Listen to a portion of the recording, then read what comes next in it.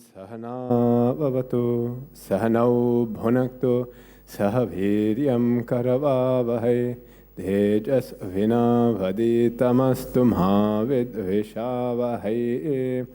Om Shanti Shanti Shanti. Gurur Brahma Gurur Vishnu Guru Devo Maheshwaraha Gurureva Param Brahma Tasmai Shri Gurave Namaha. Samasta Jana Kalyane Niratam Karunamayam Namami Chinmayam Devam Sadgurum Brahma Vidvaram. Narayanam Namaskritya Naram Chaiva Narottamam Devim Saraswatim Vyasam Tato Jayamudhirayet. Yesterday we had seen that the main theme of this Mahabharat is Yato Krishna, Yato Dharma, Tata Jayaha. Wherever there is Krishna, wherever there is Dharma, then there is Jaya, victory. We explored the concepts of Dharma, that Dharma is not merely a duty, Dharma is not merely a set of values, but Dharma is anything which integrates the individual or integrates society. Yat syad dharana sanyuktam sadharma iti nishchayaha. Dharana sanyuktam brings things together, upholds. It's a dharana shakti. Yeah. So anything which does that, that is called dharma. When a person practices dharma, what happens to the individual? Then it says, for the individual, there is a movement towards enlightenment. Nishreyasa. They evolve. They evolve. And when society, when it is practiced in society, that society attains abhyudaya, all-round prosperity. And we saw that all-round prosperity means not just wealth, but it must mean security and opportunity. Yeah. This is the essence of Dharma, and Dharma is the essence of Mahabharat. The main character of Mahabharat is Arjuna. Well, his name itself also means Jaya. He's also referred to as Jaya, which is the name of Mahabharat also. Then we found in Arjuna's character, there is Dharma and there is Krishna. There is devotion to Krishna. And that's why it's Arjuna who really becomes the hero of Mahabharat. He sometimes appears to be a secondary character because Arjuna is not one who laments about life. He is not one who cries. He is not one who gets angry. He is not one who whinges about life. In fact, he just cheerfully engages in all the challenges of life. And yesterday we were seeing what is the life of Arjuna. And we saw yesterday up until a point where even though he has been living in Hastinapur, first of all, born in exile. Then father passed away while he's about 5 years old, very young. Moved back to Hastinapur, and in Hastinapur, constantly harassed, constantly threatened, with no real protector looking after them. The threat itself is coming from your own relatives who are the kings and the princes of the nation. No one to protect them. In such an environment, he still studies perfectly. He studies under Dronacharya, which all of the young men studied under Dronacharya of the land. It wasn't just Kauravas and Pandavas, it was in fact everyone. But he became Priyo Dronasya cha abhavata. He became the favorite of Drona, not because of partiality, but because of his high level of receptivity. He was extremely diligent in his studies. He was extremely devoted to the science. And he also served his teacher unwaveringly. He served that Dronacharya, and he was willing to fulfill even Drona's request before Drona had even mentioned it. Any such person with such intimacy, with such receptivity to any of us, they become dear. Those that are teachers will know. Those that are teachers will know that it's not necessarily your A+ student that is necessarily dear to you, but it's that child which is attuned to you. They may not even be the most academic child, but they have a heart for you. They think of you. They want to serve you. Everyone else leaves the class in a mess. This child will stay back and say, can I help? That child wins your affection. It wins your affection. There's something very special about such a person. So you end up, your heart gravitates towards such a person. And it is not a partiality. That person has earned it. Because part of gaining knowledge is not an information downloading process. A very large part of gaining knowledge is through intuition. And intuition takes place when teacher and taught are attuned. That's why we chant our mantra, Sahana Vavatu, Sahanau Bhunaktu, Saviryam Karavavahi, Tejasvina Vaditamastu, Ma Dvidvishavahi. There should be no hatred between teacher and taught. There should be no tension between teacher and taught. Shanti, Shanti, Shanti. So there is attunement. When there is attunement, then not just information goes into that individual, but also intuition also is lit within that individual. The intuition is born within the student. Arjuna had this. Arjuna had this. So in this way, Arjuna becomes the favorite of Dronacharya. And even after this episode of studying under them, then of course, the plot to burn the Pandavas in the house of lack, that also was contrived by Karna, Duryodhana, and Shakuni. And after that failed attempt, then actually the brothers all end up in Drupada, Panchala kingdom, which is where Drupada lives, and is having Swayambar for Draupadi. In order to win the hand of Draupadi,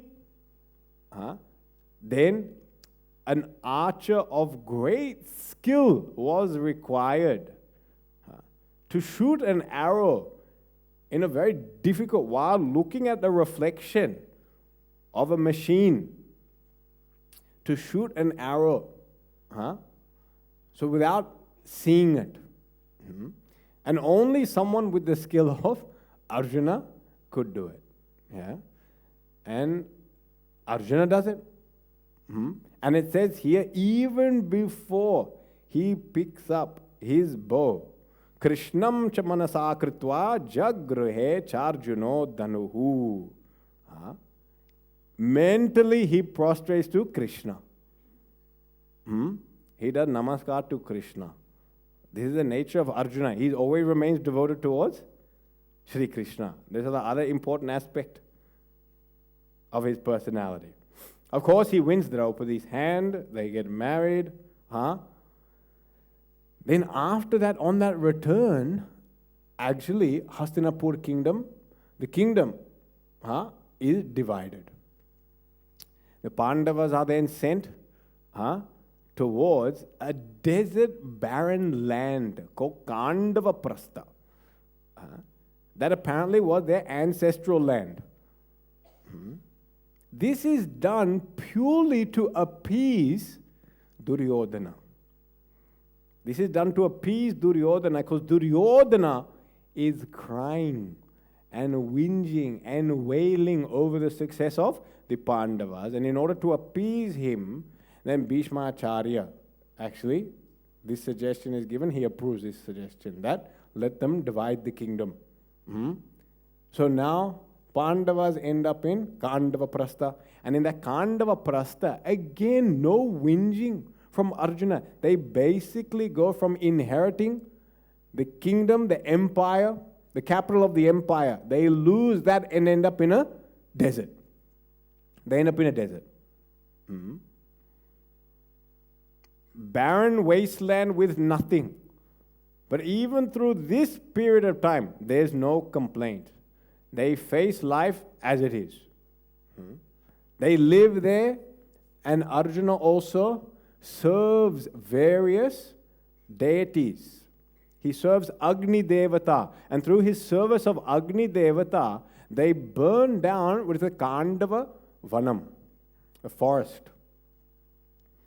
And in that forest, lots of Rakshasas were living. And so they burn and destroy that. Because of his service, Agni then gives him the famous Gandiva bow. He gets given the bow. He also gets a chariot. And he gets a quiver with unending arrows. All this is the reward of his service. These are not gifts just given to him because people liked him. He served. He took up this cause. And you never hear him complain. And you never even hear him asking for any reward. There is no reward. It's a pure spirit of karma yoga. He's doing the action, but without any thought of result. And he's always very contented because Krishna's with him. Krishna's with him on this episode as well. So with Krishna, they cleanse that Kandava Vanam. Because of the favors that they gave, they managed to build up their kingdom. That Kandava Prastha is so beautiful, it is comparable towards heaven, Swarga, the abode of Indra. Therefore, it is renamed as Indraprastha. And Indraprastha means the place where Indra resides, actually. So it's another name for Swarga, actually. This name was given because the kingdom was so beautiful. Now, even during this period, the brothers had set up, they had set up their own arrangement. That 5 brothers were there and Draupadi was there. And the arrangement that if anyone was with Draupadi, the other brothers could not enter into the chamber at that time. And if they entered, it was 12 years of exile. I don't know why they decide on such a severe penalty. 12 years, not 12 days. For us, the penalty would just be 12 minutes without your phone. That would be enough to disturb most of us, that we would stick according to the rules. 12 minutes, no Wi-Fi. Just see what happens. 12-year exile if you walk into this chamber. One day, to the kingdom, one Brahmana comes. And the Brahmana says, a thief has come and stolen my cows. He's taken my wealth. The cattle is the wealth at that time. And one thief is taking the cattle. And he pleads to Arjuna, Arjuna, you are the Kshatriyas, you are the kings, you're supposed to protect us. Now, please go find that thief and bring back my cow, which is my wealth. Arjuna now says, yes, but he realized his weapons are in the room where Yudhishthira and Draupadi are. So Yudhishthira and Draupadi in the room, and in the same room is his Gandiva. I'm not sure why he left it there, but it happened to be there. So the weapons are in that room. Now he has to think, should I or should I not? And you know what? There's not even a process of thinking for Arjuna. He already knows what he will do. He said, doing the dharma of a Kshatriya is more important. And if I take up that bow and protect these cows, return them, that is my actual dharma. But there will be consequences, so let it be. He says, so let it be. Sharirasya vinashena dharma eva vishishyate. Let the body fall, but dharma must be done. Dharma excels. Dharma is supreme. Even if it means the fall of this body, let it be. For the sake of dharma, it is worth it. This is his attitude. There's no actual debate going on in his mind because he's already decided that I will fulfill my duty. Even at the cost of physical harm, I will do that. This is a level of willpower, integrity that he has. No hesitation. And this is a reflection of a person who is integrated.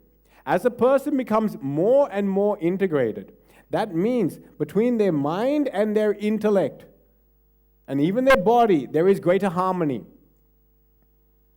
It means as their intellect starts seeing clearly the larger vision of life, the mind is inspired and enthused to follow the intellect. And the body becomes a mere instrument for that. When we live disintegrated, then we start catering towards the body. Its comfort, its pain, its sore, its hunger, its thirst. All this we start catering towards. When we lose higher vision. With the higher vision, everything else just follows through. Arjuna has this. Dharma eva vishishyate. So having said that, even if this body has to drop, let it drop. He enters, he takes the bow, and he retrieves those cows. Now because of that, he comes back. When he comes back, he goes to Yudhishthira and starts packing up. He's packed up his bags, ready for 12-year exile. In fact, Yudhishthira then tells him, brother, you need not go. I understand why you did all this, but it's not required. You stay here. He wants to grant him a pardon. So Yudhishthira offers a pardon to Arjuna. Arjuna says, no. We can't keep breaking rules. Just because you like me, you can't break the rules. Nothing. He says, I will go. He leaves. 12 years he goes in exile. So Arjuna does this 12 and later 13. So Arjuna does 25 years in exile. That's how long he's away. And no complaint whatsoever. That's why many of us didn't even know he did this. Many of us knew that actually he spends twice as long in exile than the rest of the brothers. And even in this 12-year exile, he doesn't waste his time. He sees the exile rather than a punishment. He sees it as an opportunity. He travels to various sacred tirthas. He meets with Sri Krishna and spends time with Sri Krishna. He also goes to different kingdoms and forms alliances with those different kingdoms. So all of a sudden, what appeared to be a punishment now becomes opportunity. In fact, everywhere he went, the kings were so impressed with him because he's so well known. They all wanted to marry their daughters to him. So he was quite busy with a lot of weddings going on. In those days, if you get married, if the king marries the daughter off to that person, the two kingdoms are in alliance. It wasn't just get the daughter married. There was a great political alliance and strengthening taking place. So now Indraprastha is now gaining allies through this period of time. Yeah? So Arjuna used this period of time as a great opportunity only. This is also another element or aspect of a person who understands dharma. A person who is steeped in dharma never sees failure, never sees obstacles, calamities, losses as something that is hindering their progress. In fact, they see all this as opportunities only. That even in the midst of loss and failure, there is an opportunity there. There's an opportunity to change. There's an opportunity to learn. There's an opportunity to explore something. So many people, they come to me and they say, oh, Sanskrit, Swamiji, I want to learn Sanskrit. Or they want to learn some Vedic chanting, or they want to do some meditation, or something like that. And they say, Swamiji, is it easy to learn Sanskrit? And I have to be honest. It's not that easy. It's not difficult, but it requires time. It requires time. And when you tell them it requires time, that's the one thing I don't have. So then how are you going to learn this Sanskrit only? Put one chip into your head. Download the Sanskrit, done. Yeah, if you're a computer, we can work that way, but you're also not there. So how did you plan on mastering anything if you don't want to give it any time? Isn't this the way we live? We want to become master of some skill. We want to become adept in some talent. But we don't want to put any work into developing it, isn't it? We take up music class, no practice. Singing class, no practice. Dance class, just... The practice is when you're dancing with the teacher. That is the practice. And the extra session is when you're on the stage dancing in front of 900 people. That's the extra session. But at home, the practice is not going on. No, when we get there, we'll just beforehand, we'll figure the mridangam out. Get some talcum powder. It'll work. And just if it's not going well, just push your microphone further away. Just keep pushing it and redirecting it to the chap who knows what he's doing. And if you don't know how to sing, just sit in the back row. You don't know how to dance, dance in the back row. In fact, dance behind the curtain. Those are the best places to dance. I think some of the teachers would like that actually. They'd be very happy for the student to dance behind the curtain. How do we expect to master something without giving any time? We have to give time in order to master something. But everyone always says, I'm too busy. So I've heard this many times. People want to learn something, too busy, too busy, too busy. Then the next time I meet them, they say, Swamiji, I have some bad news. I say, what happened? Lost my job. And in my head, I'm thinking, perfect. You now have plenty of time. Now you have plenty of time on your hands. Come on, we'll start Sanskrit. We'll start Vedic chanting. They say, no, Swamiji, I have to look for a job. I say, how many hours in a day are you going to spend looking for a job? There's not that many jobs out there, you know. You have to write one application. One application a week will go out. What are you doing with the rest of the time? But you see, even that situation, we get caught with the loss. And we're mourning over our loss. I don't have a job, I don't have a job. We're feeling regret, we're feeling grief, but actually what we're doing is missing a great opportunity. I'm sure all the wives of these husbands will be thinking, it would be nice if he went to the gym, you know. He could also use this time to get in shape. We've been talking about getting into shape for a long time. Maybe dust off that bicycle, which he bought a long time ago. Maybe that. No, too busy. Must apply for the one job, which takes the whole week. When our mind is established in dharma, actually you will never see any loss as an obstacle in life. You won't see failure as an obstacle. You won't see criticism as an obstacle. Each one can propel you forth and grant you something that your previous lifestyle was not able to give you. The previous lifestyle of being too busy, too preoccupied, our attention being in the wrong areas. Now this change, this loss has woken me up.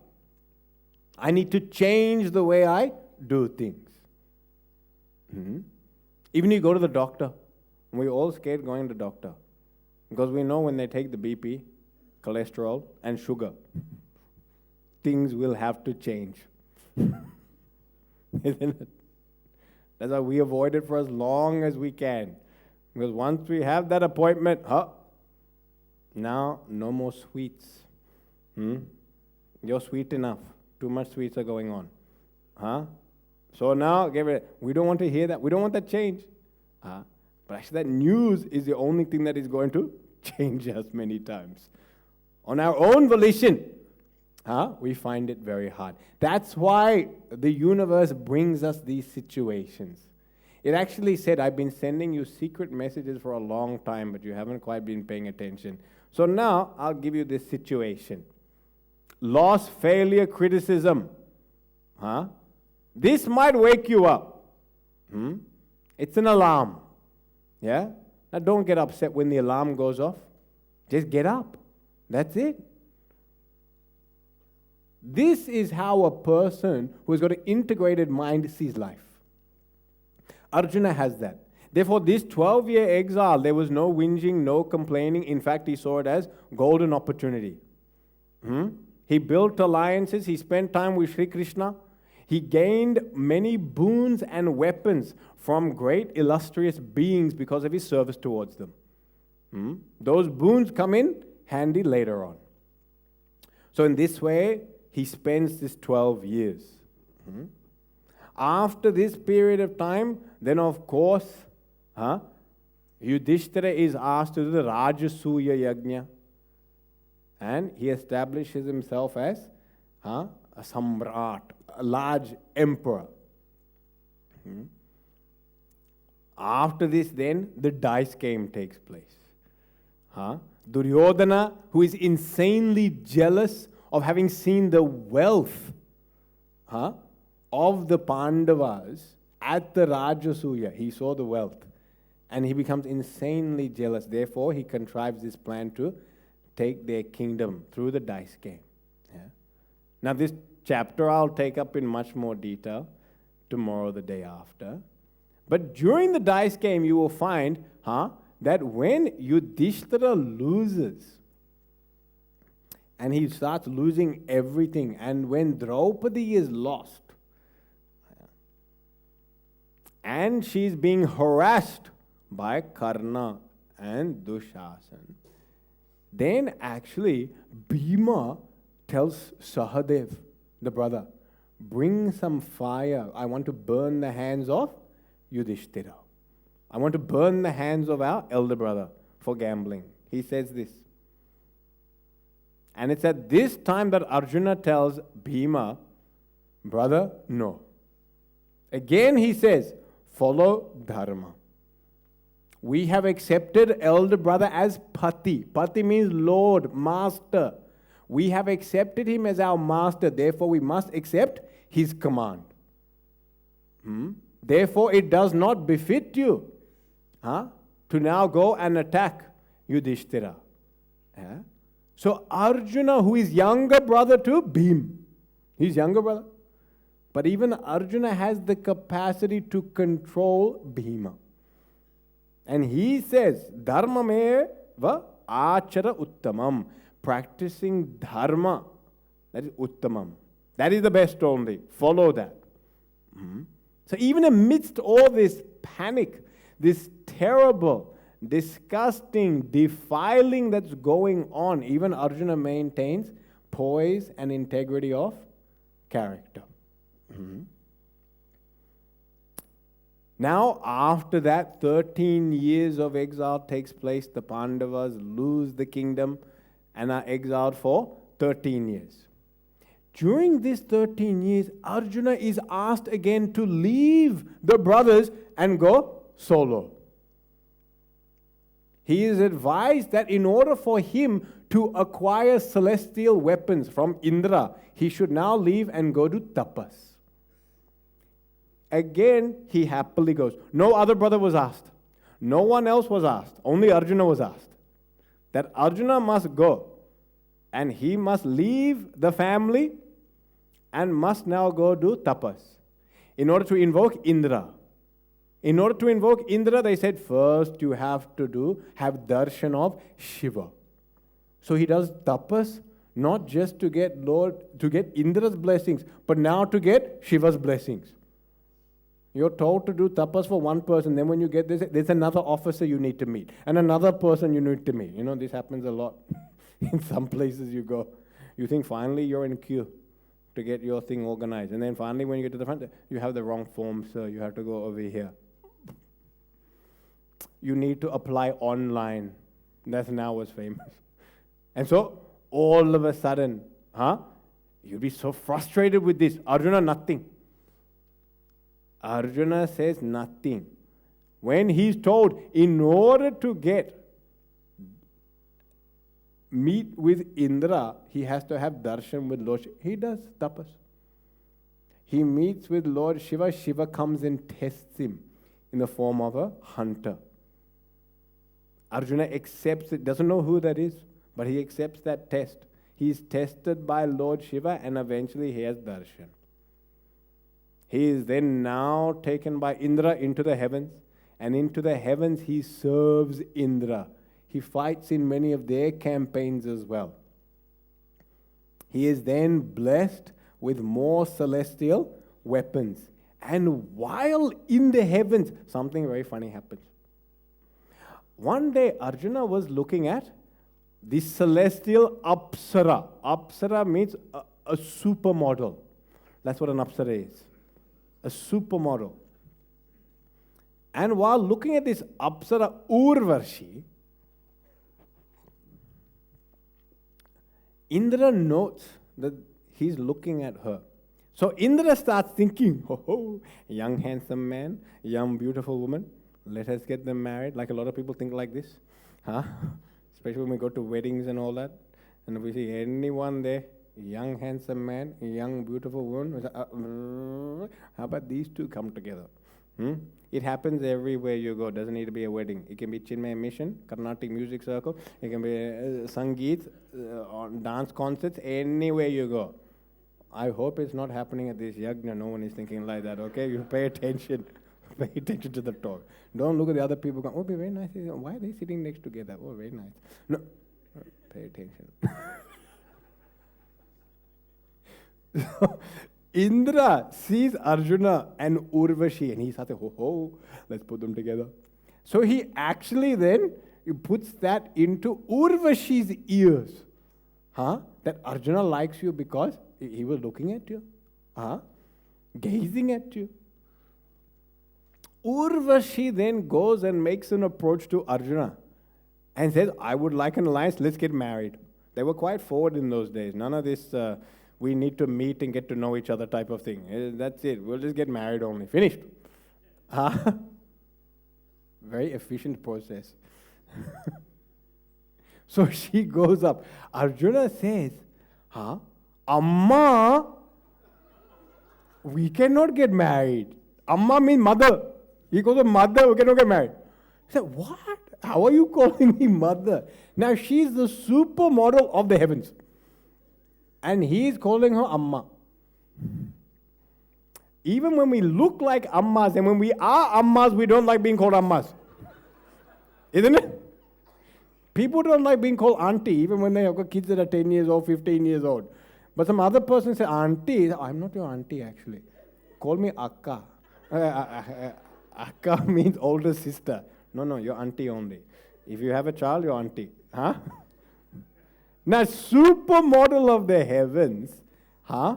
And then called Amma. The reason he was looking at her is actually Urvashi is an ancient being. She lives a long period of time because she's celestial.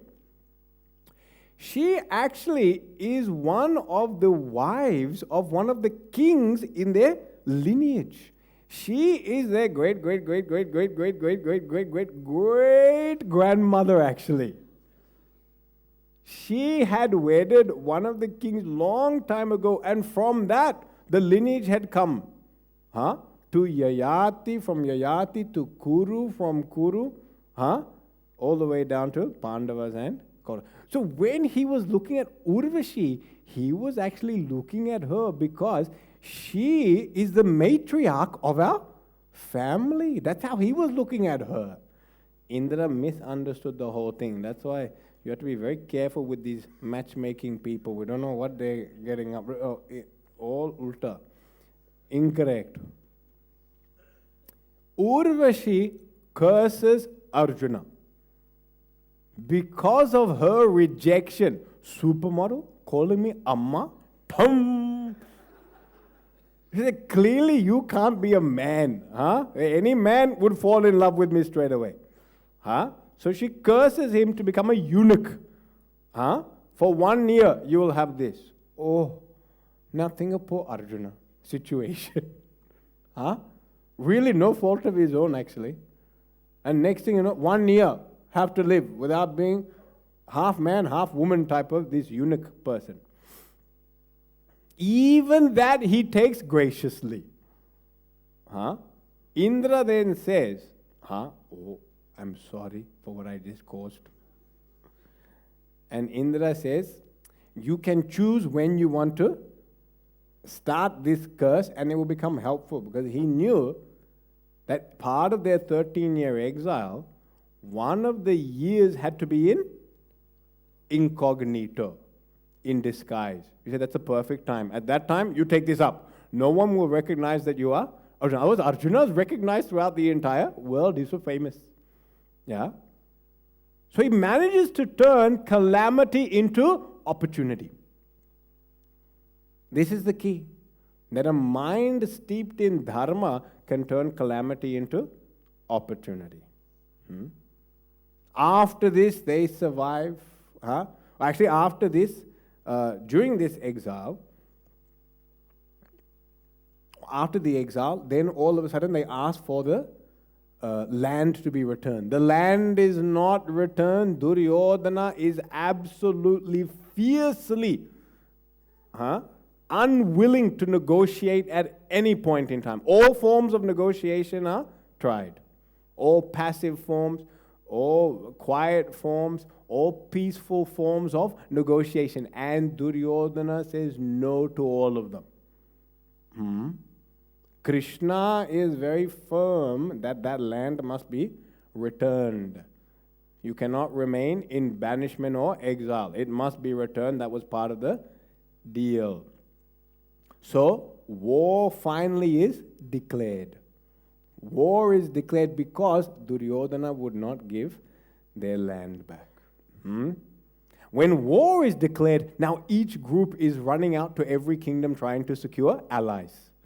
They all go in many directions trying to master. Now don't forget, Arjuna has already created allies through his exile period. Yeah? Arjuna has already amassed celestial weapons through his tapas. He has used all his time very profitably. Rather than lamenting and wailing over losses and failures, no. He said, I have spare time, now I will create and do the things that I want to do for my future. He built his future through these periods of times of loss. Then finally they come to Krishna. Dwarka Nath, they go there. And now Duryodhana and Arjuna approach Krishna. And when both of them approach, Duryodhana does come first. Arjuna comes second. But Krishna says it is tradition that younger one should be given first choice. Younger brother should be given. Arjuna is younger to Duryodhana. So he said Arjuna should be given. But he said these are the options. The options are, one, you can have my entire army. All the warriors, all the chariots, all the horses, all the militia. You get all of that. But I don't go. The other one is, you get me. But I will be ayudhyamana, which means I will not engage in war. You get me, but I will not engage in war. And who gets the first choice? Arjuna gets the first choice. And Arjuna, without hesitation, there is no hesitation, deliberation, thinking, confusion, nothing whatsoever. Ayudhyamanam samgrame varayamasa keshavam. Arjuna chooses that Keshava, even though his Ayudhyamana will not fight in the battle. Arjuna chooses without any hesitation. He knows, this is what I want. This shows his devotion to Krishna. Our devotion is not just a feeling of love for God. Our devotion has to involve us choosing the higher.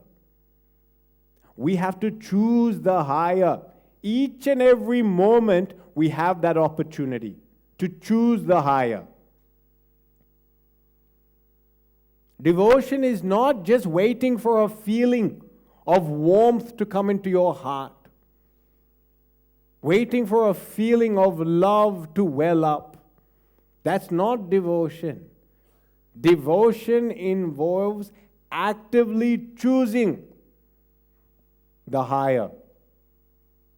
That higher, whether it's called God, the self, the truth, we have to choose it.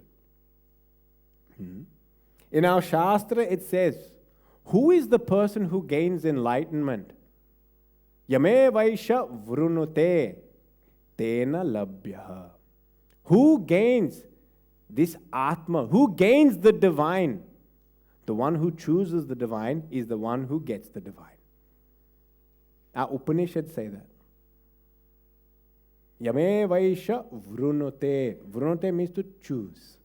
The one who chooses Yam Atmanam, that divine, Tena Varena, by that choice, Labhyaha, they come to gain that truth. It is choice which changes our life. It is choice which allows us to create a new and different future. If we are not happy with how things are working today, we have to make different choices. We cannot keep doing the same thing and expect something different to come out of it.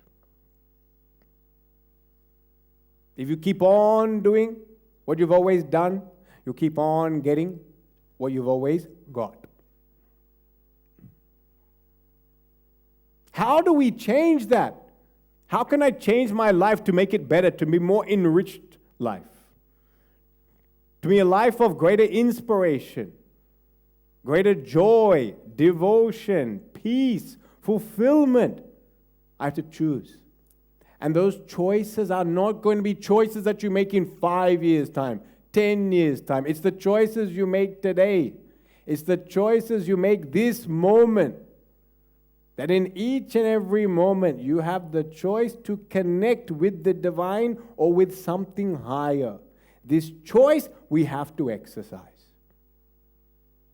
And this is the lakshana, the characteristic of a person with an integrated personality. That they see their whole life as a series of choices.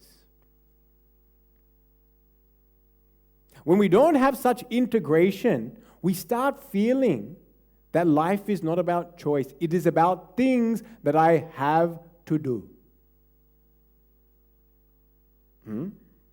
Things I have to do. And every morning we get up, and it's the to-do list of things I have to do.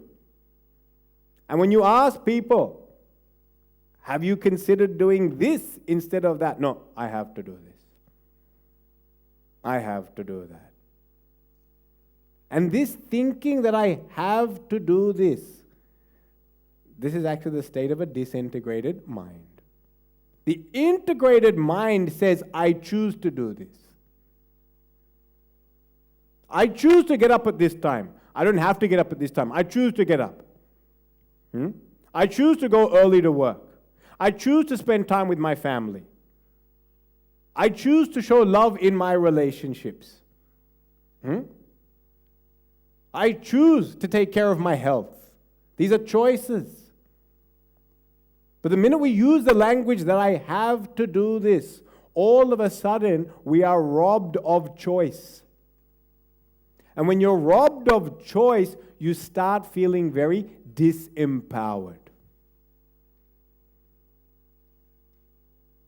You feel like you have no control over your life. And life is just going on. And we're always looking for a golden sunset in the future. That after this project is finished, then I'll be happy. After the terrible twos are over, then we'll be happy. When the kids go to school, I'll have so much time. Then I'll create my life. When the kids graduate school, then I don't need to pay their bills anymore. When the kids get married, then my job is done as a parent. It's never over. Because once they get married, then you will become babysitter. And nowadays, it's not even the babies you'll be sitting. Dog sitter. Because this young, wonderful, romantic couple will not have children. They'll buy a pet. And then when they want to go on a honeymoon, oh, the poor pet, cannot put him in a kennel. Therefore, can you look after him? So then you have to look after this dog. You never, for 55 years, you've managed to keep a dog out of the house. Now you have become grandfather, not of children or people, grandfather of the dog. And the most dangerous thing is, that dog becomes attached to you. Then after that, they say, oh, the dog is very sad. He wants you to walk it. Did he say that? No. But we can read that look on his face. You must walk the dog. So please, Appa, come over. Why? Spend time with the dog. Not with us. We're going on a vacation to Hawaii. You please spend time with the dog. And then we sit there and say, I have to do it. What a life we ended up with. Not even babysitters. Dog sitters. This becomes our future. If we want to feel empowered in life, if we want to feel invigorated by life, enthused with life, we have to exercise choice each and every moment. And we need to be able to see our choices. And as we practice dharma, that which integrates, you start seeing this. You start seeing that each and every moment you have a choice. You do not need to slavishly follow your past habits and routines. In fact, our Shastra kept changing our lifestyle at different stages to show don't follow the same routine. They called it the different stages of life. Brahmacharya, Grahastha, Vanaprastha, Sannyas. They said you have to change things. You cannot keep your routine the same. Therefore, choose a different lifestyle. Choose a different attitude. Choose a different goal in life. You have the power to make this choice. When Arjuna chooses Krishna over the army, he chooses the higher over the lower. Material wealth, benefit, and might of arms, he leaves that and he says, I will take the divine. The divine without picking up any arms. That means the divine without any material benefit. I will choose that. Because through the grace of God, everything will come. When I choose the divine, then I choose, actually, my higher self. And as you choose the higher self, you learn to let go of the ego. And it's the ego which is a constant slave to desire. It keeps on saying, I have to have this. I can't function without my coffee. It's the ego. I can't live without tair sadam. Ego. Because you're told that dairy is bad for you. And the biggest heart attack some people have is giving up curd rice. How will we survive? You have a choice. And as we exercise this choice, you will find that your life is filled with so many opportunities. We are waiting for golden opportunities 2 years ahead, 5 years ahead. When the market changes, housing market, then I'll get that house. When the job market changes, I'll go for the promotion. That's what we're waiting for. This moment you have a choice. You have a choice to engage the people that you're with in front of you each and every moment. You have the choice to engage them eye to eye or iPhone to iPhone. Choices are there. Every time someone stands in front of us, you have the choice to pick this up or to look them directly in the face. That choice is there. We don't think about it because we're such slaves to routine. Arjuna is not. He sees the choice. He chooses the divine. We know that this choice is the most critical choice. Because in choosing Krishna, he's actually chosen Jaya, victory.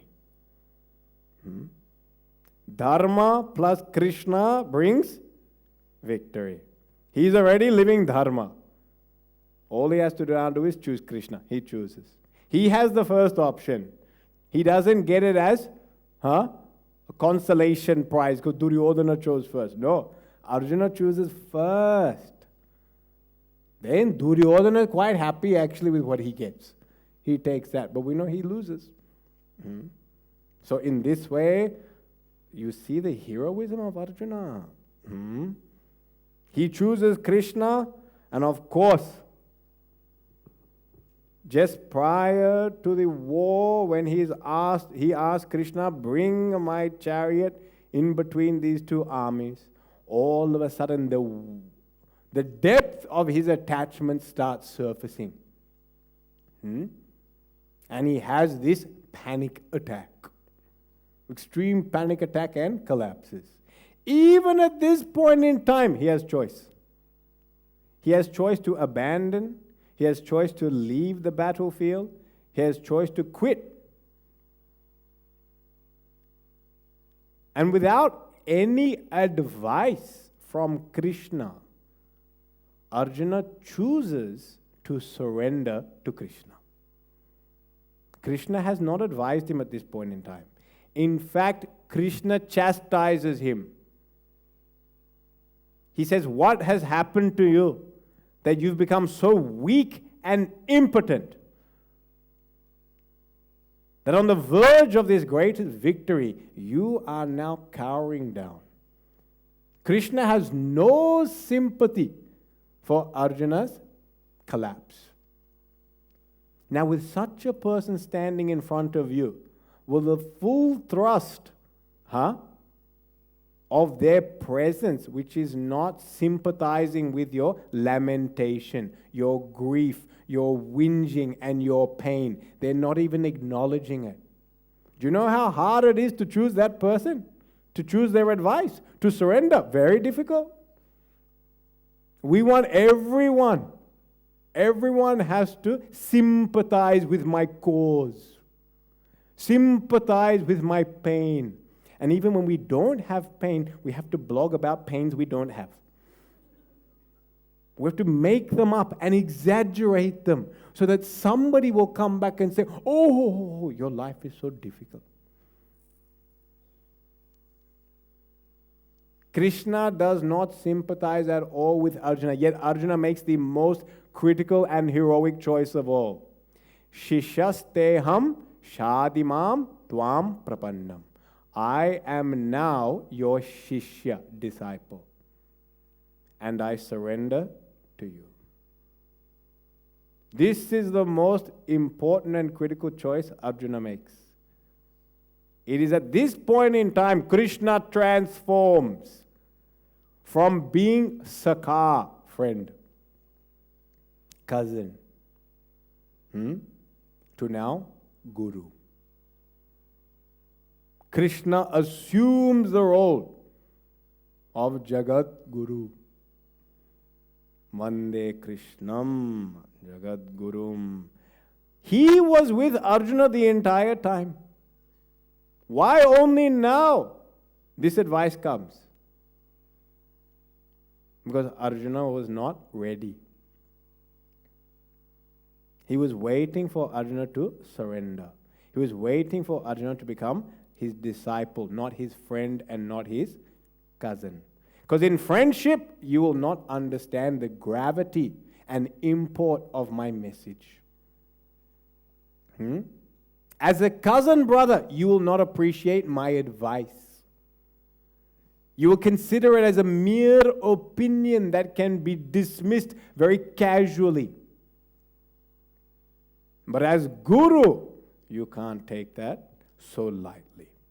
The advice from the Guru, that one we have to think and ponder. We can't reject it so easily. So when Arjuna chooses to become Shishya, Krishna now assumes the mantle of Guru. Then Sri Bhagavan Uvacha. Then the Gita starts. So in this way, we see Arjuna then performs valiantly and heroically throughout the entire war. And he is of tremendous courage and prowess. His power is unfathomable. The Pandavas win the war. And after this entire scenario is completed, that the war is over and so many people have been killed, then Krishna says, actually, my time here is done. Krishna then quietly slips away and goes into Mahasamadhi and leaves this incarnation, returns back to Vaikuntha.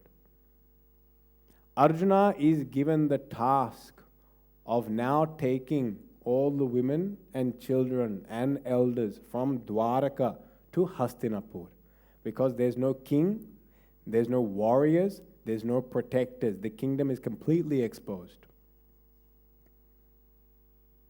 He takes them all to Hastinapur, and on that trip, when he finally gets back to Hastinapur, he is lamenting, because Krishna is gone.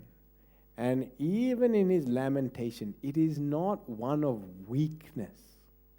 It is one of gratitude, where he comes to recognize the power of Krishna. And there's a beautiful verse that he says here. Yena purvam pradagdhani shatru sanyani tejasa sharair gandhi vanirmuktair aham paschachanashayam. He says, now when I think on that battlefield, what was happening? He says, I thought I was killing all these people, nothing doing. He says, this entire army of the Kauravas, all our enemies, Shatru Sanyani, the army, the vast army of our enemies, was actually first burnt by the tejas of Krishna. Because Krishna is sitting in front of Arjuna. Krishna is the charioteer. So who do they see first? Krishna. And just through his tejas, his power, his presence, he said by his drishti, he just looked at that enemy. The enemy was killed.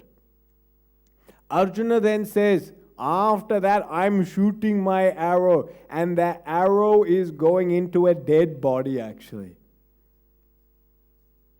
My arrows were only entering into dead bodies because Krishna had already actually freed them all. Those enemies that died while looking at Krishna and having his drishti, they also gain a much higher sadgati. They don't get the common destination of any ordinary warrior because they died having the vision of Krishna. They get sadgati. He said it was Krishna who actually did all this. It was not me. So even at the conclusion of the entire Mahabharata, you see the evolution of Arjuna, that Arjuna finally is a person who has immense gratitude towards Sri Krishna and recognizes that his presence was so much larger than what he could understand when he was in front of him. This happens for all of us, isn't it? While we're with people, living with people, we take them for granted. We don't recognize what they give to us. We don't recognize how they enrich our lives, transform us, shape us, uplift us. We rarely see this. It's only when we are separated from them that we feel. Then we start feeling that loss. And to feel that loss is natural, but in the way Arjuna has recognized it, it is not a loss that has led to him feeling pitiful about himself. It is a loss which helped him recognize the greatness of God. It is a loss that invoked tremendous gratitude in his heart. This is the culmination of victory. Dharma plus Krishna gives Jaya. This is the Jaya. So not only did he win the lands outside, but he also recognized within himself the place that Krishna played. That Krishna was not just a cousin brother. That Krishna was the divine himself, and how blessed he was that Krishna had come into his life. He recognized, oh, this is the greatest victory in life. If we can recognize in and through the visible forms, we can see the invisible. Beyond the manifest, if we can see the unmanifest hand of the divine, then we live in eternal gratitude. We live in eternal company. We never feel alone, isolated, cheated by life. Because we recognize, even when the manifest is not here, the unmanifest is with me. When the mundane is gone, the divine presence is still here. A person who can see that each and every moment of their life, that is the victory in life. Arjuna gains this. So in this way, you see how Arjuna is the main character of the Mahabharata? When we read the original, his life, his stories are absolutely beautiful. Now, we have to move on. The next great hero or mysterious personality to look at is Sri Krishna.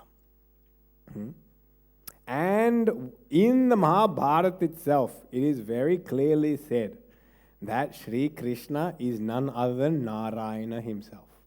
Krishna is not a prince. Krishna is not a human being. Krishna is not a highly evolved spiritual seeker.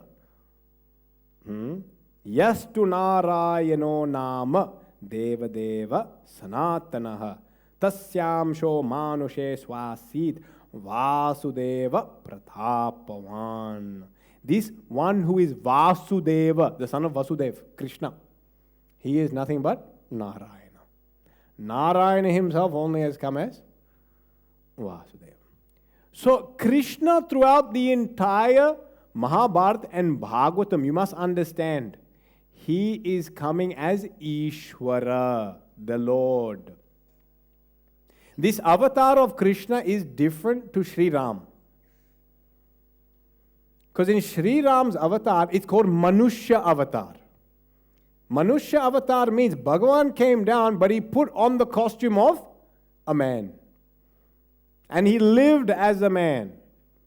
And he made choices as a man. And he followed the dharma of a man.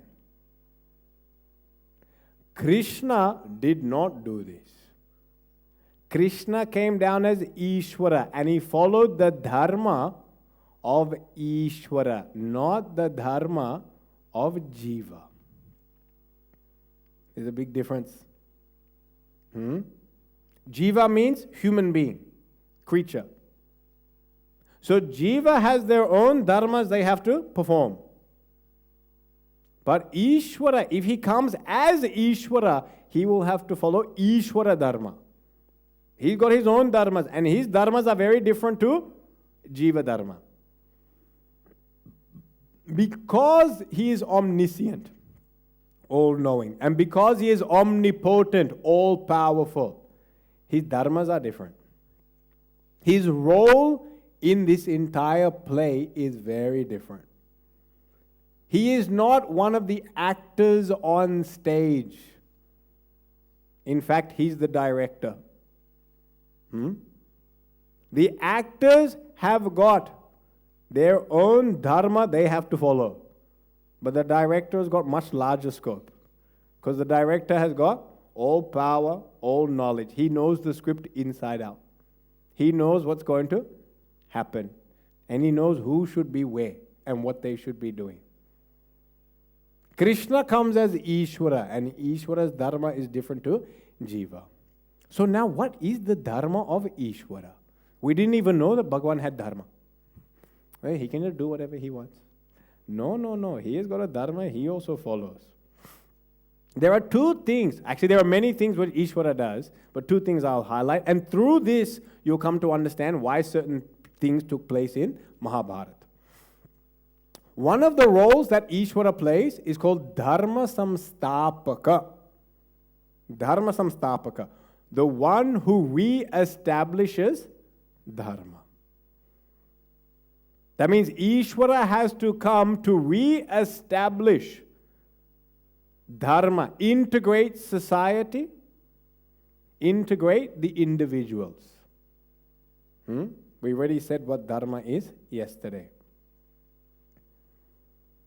And he has already given this in the Gita. And Gita is also part of Mahabharat. Paritranaya sadhunam vinashaya chadushkritam dharma samstarpanartaya sambhavami yuge yuge. When Krishna says this, he says this as Ishvara, not as a Jiva. This is not the job of a Jiva. This is the job of Ishvara. Protect the sadhus, sattvic people, or any individual that is striving for upliftment. I have to protect them, provide them a refuge so they can safely perform their sadhana, their method of self-evolution and progress. I have to provide such facilities for them. Then those characters which are causing lots of problems, harassing, which we cannot transform immediately, they are beyond that. And for them, vinasha. Some of them we have to send to their next birth. Some of them we correct here itself. Through this process, this society becomes Dharma samstharpana. Established in Dharma. He's already said this. That is one of his jobs. The second job he has is karma phala data. And karma phala data means his job is to ensure whoever does a karma, that individual must get the result of that action. The result should not go to somebody else. It has to go to this individual. These are the two roles that he plays here. There are many other roles he plays, but to simplify it, I'll take these two. Okay? Now to understand the larger picture of Krishna. Krishna is coming as Ishvara. Ishvara has big picture in mind. Ishvara never comes with small picture.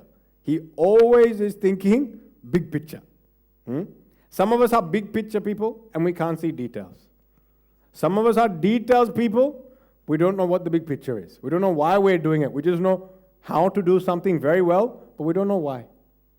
Some people know why, but they have no idea how to do how. How to do it, they have no idea.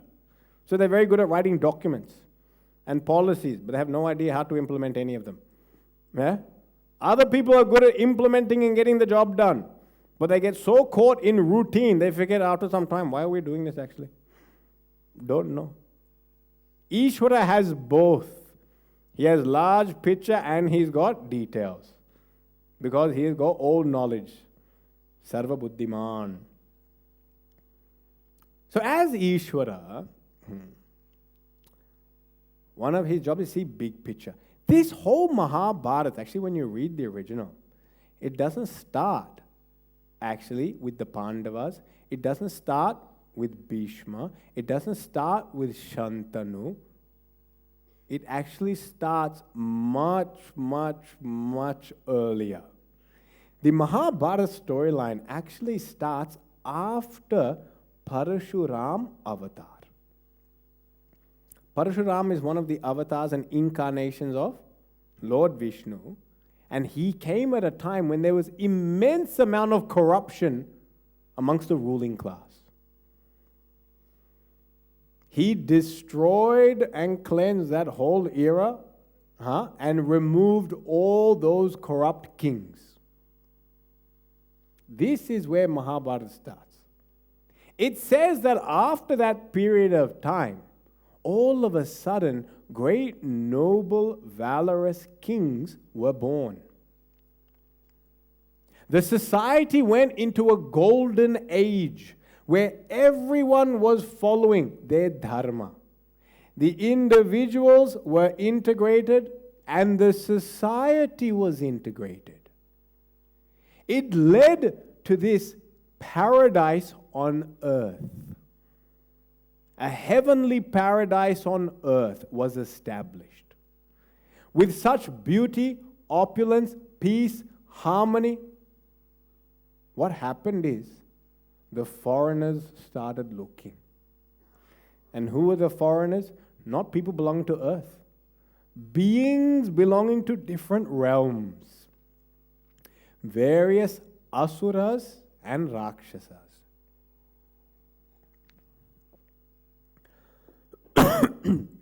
These asuras and rakshasas are also jivas, but they're jivas which are not meant to be on the earthly plane. They have their own realm they're supposed to live in. They are citizens of a different realm, so they're supposed to stay there. And in that realm, their might and power can be managed by the forces in that realm. But when you take such a mighty, powerful individual and he comes to another realm and starts using his might and power, he has the capacity to oppress and suppress all the people in this situation. It is like the little children are playing, and they're having a 3-year-old birthday party. And a 3-year-old birthday party, then cupcakes, snacks, sweets, drinks are there. and one 18-year-old Pelwan comes. That said, I want the cake. Push, push, knocks everyone out of the way, and then just starts eating everything. Huh? Now he can do that. Why? He got superior power. But when such an individual does, this is not meant for you. This is meant for the children only. Sometimes it happens at our functions. Not that people push, but they have prasad for the children. And the prasad for the children is some pasta. And then the prasad for the adults is some lemon rice, coconut rice, tamarind rice, tomato rice, dosa, all forms of rice, idli. So sometimes people say, I want the pasta. So they go and leave their realm and take incarnation into this other realm. And they start using their might.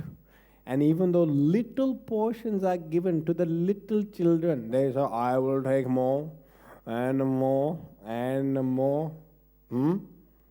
Now when this happens, one sevak has to come in. And the sevak said, please, that one is for adults. But the people say, no, thank you, I'm very happy where I am. So now sevak doesn't know what to do. So when sevak doesn't know what to do, what do? They come to Swamiji. Now Swamiji go tell him off.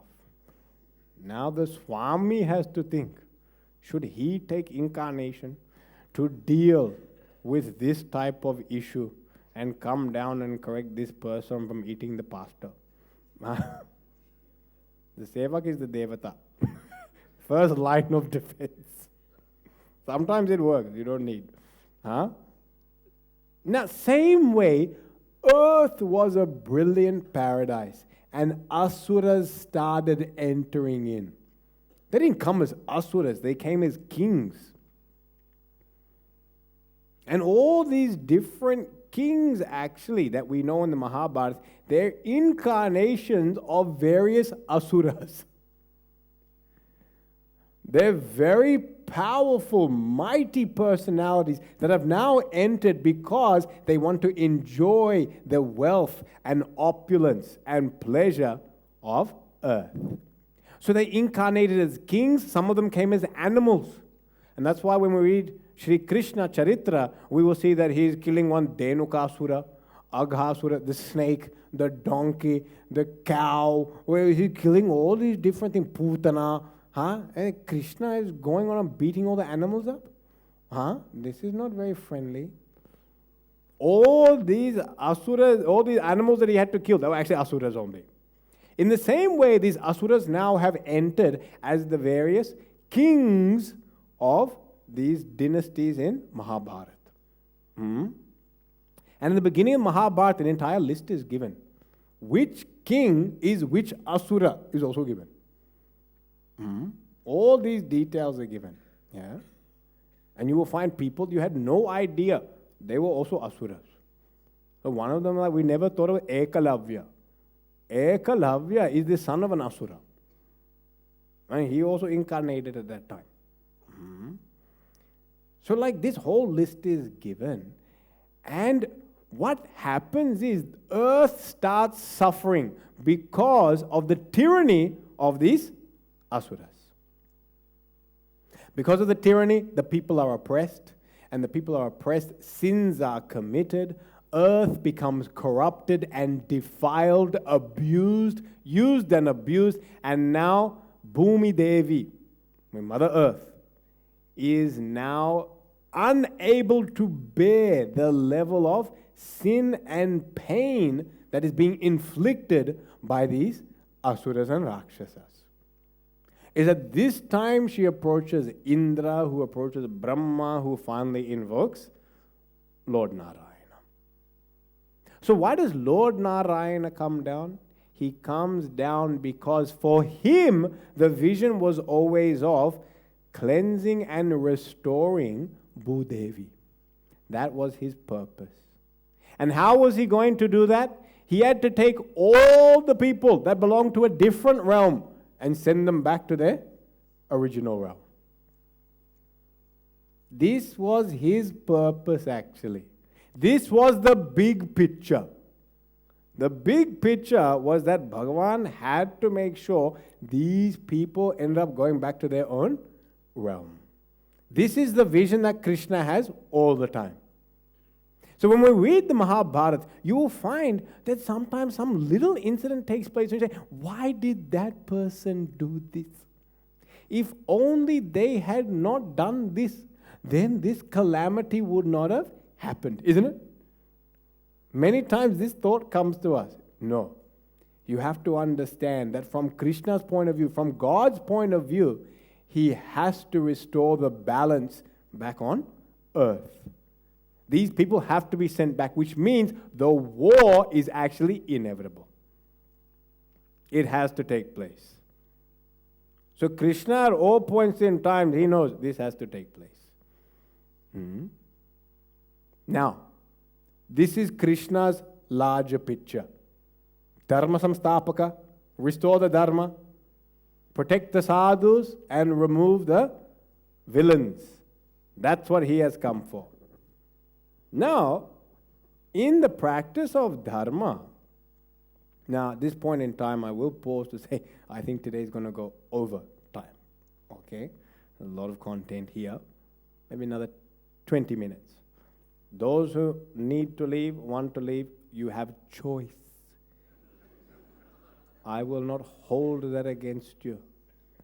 And don't worry, the lighting is so dim I can't even see who you are anyway. So don't think I will hold it against you later on when I see you. You can leave now if you need. I need another 20 minutes to complete this topic.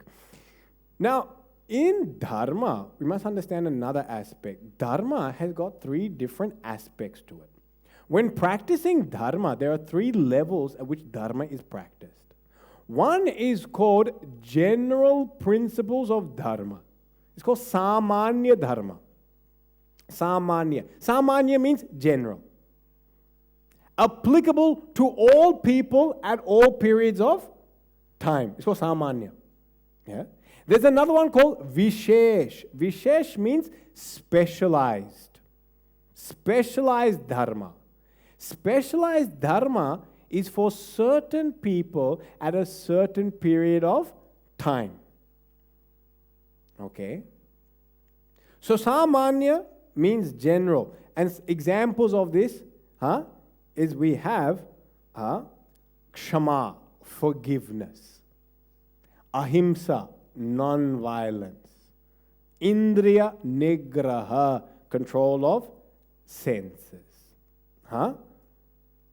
Akrodaha, not getting angry.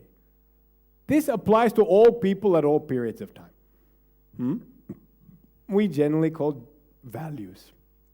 Our general values. It's called Samanya Dharma. Now, Samanya Dharma, next level is called Vishesh Dharma. Vishesh Dharma now is talking about you as an individual. And as an individual, what do you need to do to get towards the divine? Each one of us are individuals. And as individuals, we have our own journey that we have to take to get towards the divine. It's as simple as this. All of you have ended up in this hall today, but each one of you have come from a different destination. That means your starting point is different. So because your starting point is different, but you all have the same destination, your path is going to also be different. We will all have a slightly different path. Some of them may look very similar. All of us living south of this venue, you have to take the road which takes you north. All living north of the venue will take a road which takes south.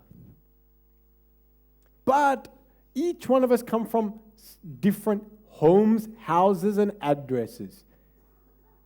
Therefore, there is a slight difference amongst each and every individual. In Vishesh Dharma, what happens is, you as an individual are calculated according to a coordinate. Where are you now? And all of us have got the same destination. That destination is enlightenment. But each one of us are starting at a different point. And the two coordinates that are given in our Shastra, the two coordinates that are given, one is called the stage in life. It is called ashrama, stage in life.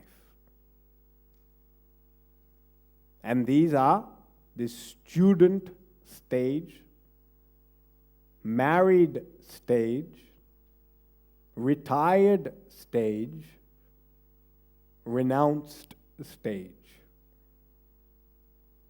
For those who know Sanskrit, brahmacharya, grahastha, vanaprastha, sannyas. They're the different stages in life. Every one of us belong to one of those stages. We don't exist outside of them. We all belong to one of these four. That's one coordinate. The second coordinate is according to your temperament. Each one of us have got a temperament. And this temperament talks about our predominant energy that is within us. And in Sanskrit, it is called guna. And guna refers to an energy, a quality, an attribute. And this guna is operating in your subconscious mind. And in your subconscious mind, it pervades your conscious intellect, mind, and your actions. It's not just locked there. It pervades all of them. And this guna can be a combination of largely sattvic or largely rajasic or largely tamasic. And based on this, this becomes your second coordinate. In the traditional language, it was called your varna, your caste. Brahmana, Kshatriya, Vaishya, Shudra. Now, it is not caste based on birth. It is caste based on temperament.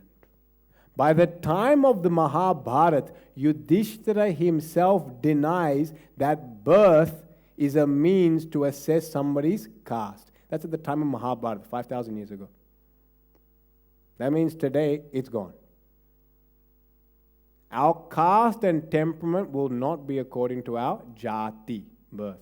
It will be according to our guna, subconscious temperament or predominant energy.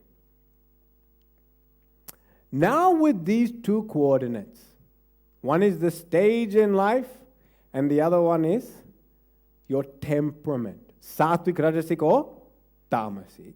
Then a specific path was mapped out for that individual to follow.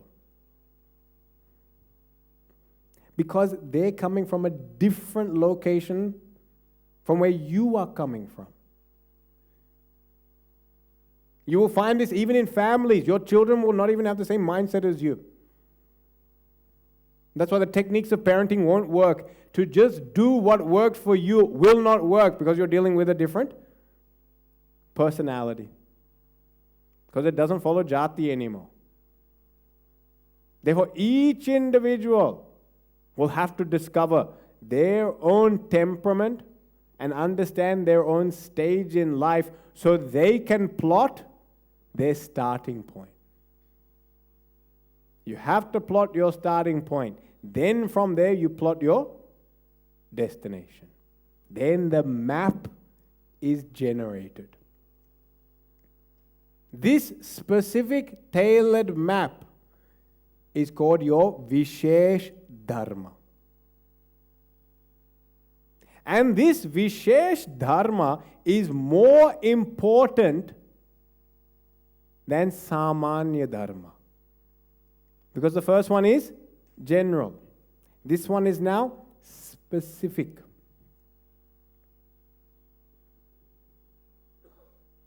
It's when you go, similar thing, when you go to hospital,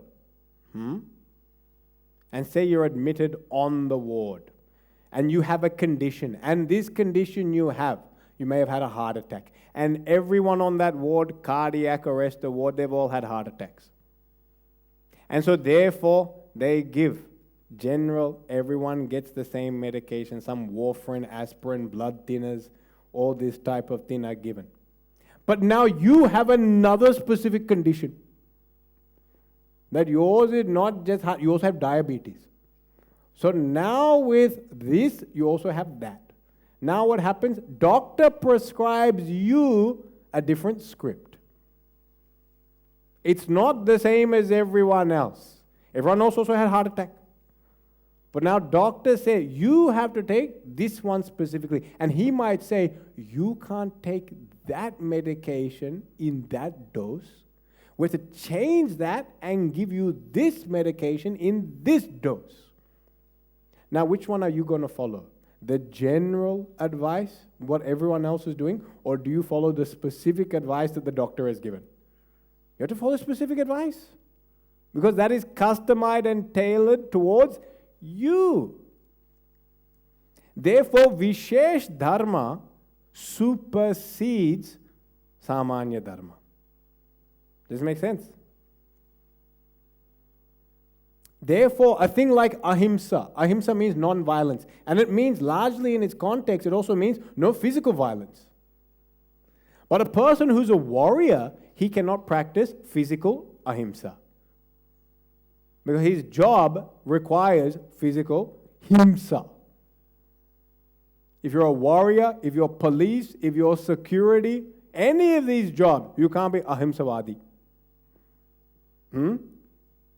If you have to physically take up arms, you must physically do that. But a teacher need not be taking up arms. A researcher need not take up arms. A salesman need not take up arms. Therefore, they can practice ahimsa in its general form. But the warrior cannot. The warrior has to take up ahimsa in a more specified form. Mental ahimsa, but physical himsa. Make sense? It's a specialized dharma. It's called Vishesh Dharma. This supersedes the Samanya. This is more important. So Krishna is maintaining what is the general dharma, then what is the specific dharma. The Pandavas are all Kshatriyas. Therefore, many of the instructions and teachings given to them are actually for Kshatriyas. Even sometimes we cannot follow them. Unless we are Kshatriyas, we also cannot follow that advice. It is meant for ruling class. Those that are ruling nations, they have to follow that type of dharma. If you're not ruling the nation, you don't need to follow many of the things that they did. That's why we read, how come he had so many wives? But a monarch can have many wives because it's political alliance. You and I having many wives got no political alliance. Actually, more strife is caused. No. Now, a person in grahastha, he cannot practice brahmacharya. Isn't it? Brahmacharya means continence. He can't practice that way. How you have children only? But the other three ashramas can. The student, retired, and sannyas. Yes. But he cannot practice. Otherwise, there's no praja, there's no lineage. So do you understand? There's specific and there's general. A lot of our confusion comes because we only understand dharma at a general level. And that's why when you read incidents from Mahabharat, you say, what's going on here? And there is one higher dharma than this. Higher than this is called param dharma. And param dharma, what that is when you must choose the goal and give up the means. When you're very close to your destination,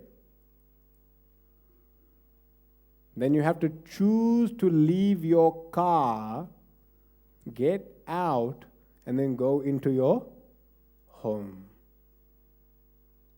But prior to that, what were we using?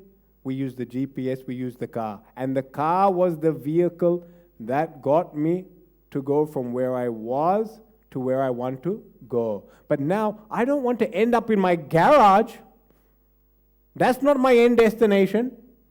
My end destination is to be inside the house. So to be inside the house, then what do I need to do? I have to give up the very vehicle, the path. That has to be given up. And I have to go finally for that final goal. And when you walk that final goal, you have to leave everything else aside. You can't take the car with you. That has to be left. This is called Param Dharma. These three levels are here. Okay? This Param Dharma is indicated by the verse Sarva Dharman Parityajya Mamekam Sharanam Vraja Aham Tva Sarva Papebhyo Mokshayishyami Ma Shuchaha. Sarva Dharman Parityajya, letting going of all other dharmas. Give up the vehicle, give up the path, and now choose me as your Sharanam. I am the final refuge where you have to come to. Bhagavan is saying, don't hold on to even being Brahmana, Kshatriya, Vaishya, Shudra. That you give up. Don't hold on to thinking you are Brahmachari, Grahastha, Vanaprastha, Sannyas. Even that you give up. You are nothing but pure Satchidananda Swarupa Atma. All other labels relate to ego. Give them up. This last one we see even in the gopis of Vrindavan, that their general dharma, even their specific dharma, was to take care of family. But on the night of the Ras Leela, they become so entranced and captivated by Sri Krishna's flute, they leave.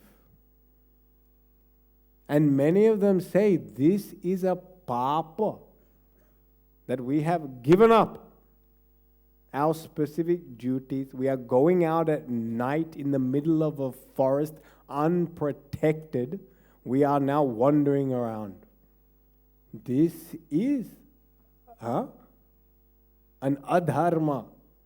But no, they are going to do what? They are going there to be with Sri Krishna, to surrender to the Lord Himself. Not any gopi could go on that. Only those that were extremely evolved were able to dance in the Ras Leela and enjoy the bliss of Brahman. This is a demonstration where Vishesh Dharma and Samanya Dharma is given up for the sake of Param Dharma. We too will have to do this. We have to eventually give up labels of being parents of so-and-so, child of so-and-so, belonging to this faith, nationality, religion, occupation, status. This also has to be given up. If finally we are to embrace the divine within us, you cannot take the ego with you. To enter into your house, you have to leave the car. As well as it has served you, you have to leave it and exit. If you understand these three levels, you'll understand the episode of why Krishna tells Yudhishthira to tell the lie. In the battle, when Dronacharya is wreaking havoc, 15th day of the battle, Dronacharya is just a tremendous, powerful force that is curtailing and destroying the Pandava army. Krishna sees at this time, unless Dronacharya is stopped, there's no way Pandavas are going to win. Drona at the beginning of the battle had already told Yudhishthira the secret to his being defeated. He said, if I hear some very unpleasant news from a credible source, I will give up my arms. I will relinquish and I will not fight in the battle anymore. This he gave on prior to the war, he told Yudhishthira. See, Dronacharya also, his heart was with Pandavas, but his allegiance was with the throne. He is signed off with the throne. He doesn't have a desire to live forever. He doesn't have a desire to continue to be under the rulership of Duryodhana. Duryodhana, who constantly suspects him, who constantly disrespects him. Karna also disrespects Dronacharya. They don't have a desire to be constantly under these people. So Drona tells him, this is the way that you will kill me. Krishna remembers this. And on day 15, while he is fighting wholeheartedly, you see the beauty of these warriors, whether it was Bhishma or Drona, when they were in the fight, they were in the fight. They never fought half-heartedly. They never did their jobs half-heartedly. If they did it extremely well. But when it was time to give it up, they also knew they would give it up.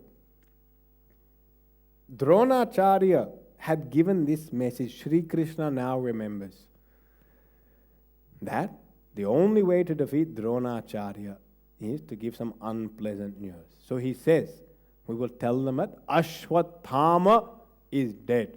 Ashwathama is the beloved son of Dronacharya. He's most devoted to this son. And Ashwathama is quite a crook actually. He's also part of the 4 candidates that continue to conspire against the Pandavas. But so much attachment he had towards his son. When Krishna suggests this, even Arjuna is shocked actually. And he also hesitates to embrace this idea. Yudhishthira says, I don't know if this is a good idea. He hesitates. So what they do is they go and slaughter one elephant. And that elephant's name is also Ashwathama. One elephant called Ashwathama is killed. First what happens is Bhima goes. And in front of Drona he says, Ashwathama is dead, Ashwathama is dead. And Drona, just knowing it's coming from Bhim, he said, I don't think you are a credible source. You're a bit more like a tabloid rather than an editorial. So I don't know if I can trust you. This is kind of like Yahoo Answers over here. I don't know who's filled in that page. I'm not sure if I can trust this one. So he says, no. Because his condition was it should come from a credible source. So he says, if your brother Yudhishthira says it, I will take it. And Yudhishthira is known for his Satyavak, speaking the truth. He said, if Yudhishthira says it, then I will give up. Bhima comes back and says, this is the condition. I tried, not working. Too much tabloid in the past, I've lost my credibility. Too much gossip and sensationalism. I have no credibility. Okay. Krishna said, now Yudhishthira go. And when Yudhishthira goes, he reluctantly goes, but finally, okay, he accepts that he will do it. He goes and he says, Ashwathama, and under his breath, the elephant is dead. Now, when Drona hears this from Yudhishthira, then Drona said, credible source and most distressing news. That's it. I quit. He leaves off all his weapons and quits. And then he remains unarmed, unprotected, unresisting. Then the person destined to kill him is Drishtadyumna, the son of Drupada, brother of Draupadi. He is actually the general of the Pandavas. He comes and kills Drona. This episode of Krishna asking Yudhishthira to lie is always a very disturbing episode. But now, Satyam operates at what level? Satyam is Samanya, is it Vishesh, or is it Param? Actually, Satyam is only Samanya Dharma. In fact, when you study Shastras, it says there are special cases where you can break truth. It says when a person's life is in danger, one who speaks the untruth, that is not considered adharma. It is not considered an untruth when a person's life is in danger. Krishna mentions this. He mentions that when a person's life is at peril, then when you speak untruth, it's not considered an adharma. The famous example given is that you're walking down a street and one girl is being chased and she's running. She's being harassed and chased by some person ready to kill her. She hides away in one corner. You see that? Now the killer comes brandishing a knife and asks you, did you see the girl and where did she go? Now at that point in time, do you sit there and say, Satyam vada dharmam shara. I must now speak. Come, I'll show you. She's over there. Come. I also have my iPhone. I'll put a flashlight on her. You can see. Put the light on her, usher, take her all the way. Do you do that? No. He said at that time you can utter a lie. There was no girl. I have no idea. Or she went the other way. You can do that because it is to protect life itself. So that's Satyam. It is a Samanya. In a position of Vishesh, you can transcend it. Shastra talks about this. And now, actually, who is giving the instruction to Yudhishthira? It is not an ordinary person.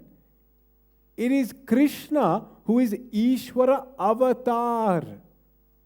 Ishvara is telling Yudhishthira, do this for me. He is not being advised by an ordinary mortal or counselor or mantri or friend. Krishna himself is telling, please do this. When the instruction is coming directly from the lips of Bhagavan, then that is not Samanya, that is not Vishesh, but that is Param. That is Param Dharma. That is the highest Dharma there is. That when God himself is telling you what to do, you should do that. It is like us sitting around doing puja, and we're doing puja to have darshan of Bhagavan. Then you have darshan, and then when Bhagavan is standing in front of you, you say, wait a minute, I need to finish the puja, Bhagavan. Can you just wait another 5 minutes? That be madness only. The purpose of the puja is to invoke God. Now when God is standing in front of you, you don't need to finish the puja. Yudhishthira is very attached to the concept that he is one who always speaks the truth. He becomes attached to that concept that now he has developed what we call the sattvic ego. And the sattvic ego is the one that gets attached to all its dharmas. It wants perfection in all the dharmas. This sattvic ego is very helpful to let go of rajas and tamas. But the sattvic ego also has to be given up when it comes to meet the divine. When it comes to meet the divine, even the sattvic ahankara, that I always speak the truth, I always do this ritual, I always do this sadhana, even that should go. At the highest level, these things have to go. In our culture, generally chanting Gayatri Mantra is considered a very good sadhana to take up. When you take sannyas, you are told you don't need to chant Gayatri Mantra anymore. Because he should not be attached even to that ritual. Gayatri Mantra generally comes with Sandhya Vandana. It's a big karma. But when you take to sannyas, you have to take to a life of contemplation, not ritualistic worship or upasana. Therefore, for that highly evolved seeker, even all these type of ordinary rituals and all that, he must transcend. Transcend why? Not for licentiousness, not for indulgence, not for personal gratification, but so that he can drop the ego and abide in the truth. This becomes the highest state that the seeker will have to finally wrestle with his own ego. Is to finally drop even the sattvic ahankara, which has been so dear and beneficial to him throughout his life. This becomes the hardest and greatest surrender that there is. Shri Krishna is standing in front of Yudhishthira and telling him to do something. When your whole life is finally to merge with that infinite, then why would you hesitate? So in this way, you must understand, Krishna is dharma samstapaka for society because he has to ensure that the Pandavas win. Not because they should win, but because all the asuras and rakshasas that have descended onto this earth, they must be sent back to their own realms. So for society's sake, he has to remove these harmful elements. And for Yudhishthira's sake, Yudhishthira should not become attached to his own sattvic ahankar. So even that, Yudhishthira must understand there is a higher choice even beyond sattva gun. So in this way, that episode plays out. The other role that Krishna plays is that of karma phala data. And that we will see tomorrow with the life of Karna. And that will be part of that as well. Thank you for your patience. Om Purnamada Purnamidam Purnat Purnamadachyate Purnasya Purnamadaya Purnameva Vashishyate Om Shanti Shanti Shanti Hari Om Shri Gurubhyo Namaha Hari Om.